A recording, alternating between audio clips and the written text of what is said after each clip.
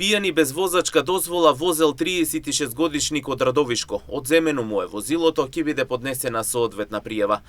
На 1 март годинава во 12 часот и 55 минути во Радовиш полициски службеници од секторот за внатрешни работи Струмица, одделението за внатрешни работи Радовиш, го лишеа од слобода СМ 36 годишник од селото Ораовица Радовишко.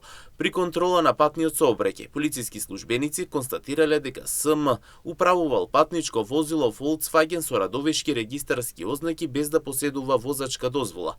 Дополнително од извршеното мерење со дрегер е утврдено дека тој возилото го управувал под дејство на алкохол, односно со 1,73 промили алкохол во крвта.